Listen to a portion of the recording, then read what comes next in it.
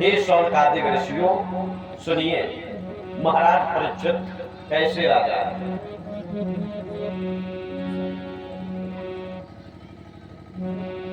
अरे नीतवान भोपाल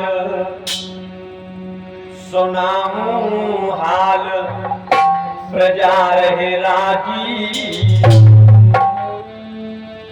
संग राजन में सिर मोर रे भोपे बड़ो दानी, संग राजन में सिर मोर रे भोपे बड़ो दानी।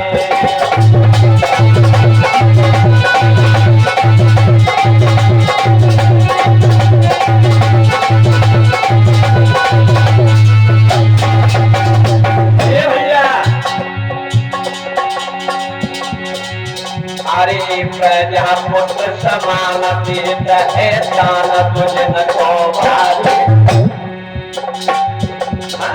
प्रजापुत्र समान तीर्थ है दान तुझ न को भारी। प्रजा में नहीं कोई करी रोए भैया राजा की तो पारी, प्रजा में नहीं कोई करी रोए राजा की तो पारी।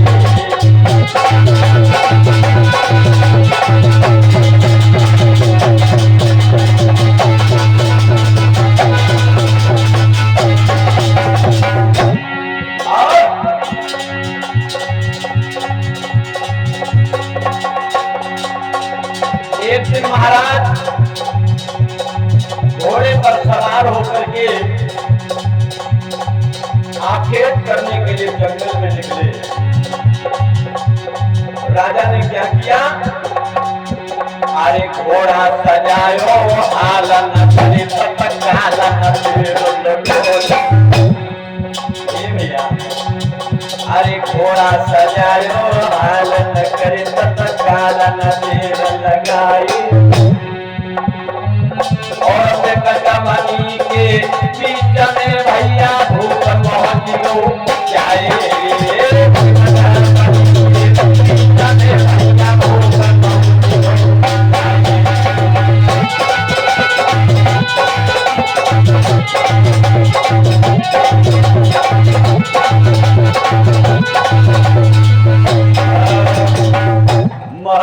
परीक्षित की प्रजा में हर जगह बड़ाइयां हो रही हैं,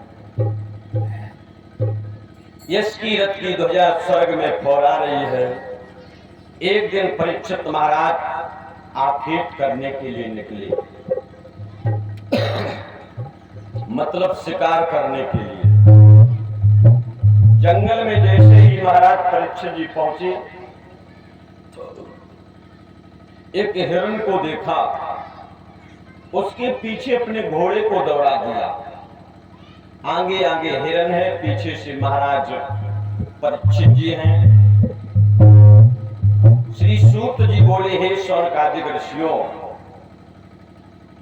हिरण के पीछे महाराज परीक्षित दौड़ रहे हैं, लेकिन आगे जाते जाते राजा परीक्षित ने एक चीज देखी। क्या देखा, एक गाय और एक बैल दोनों हाँफते कांपते रमाते थर्राते घबराते बेचारे भागते आ रहे हैं, पुकार कर रहे हैं। और उन्हीं गाय और बैल के पीछे एक काला क्रूप चांडाल, जिसके हाथ में मूसल है। जिस समय मूसल को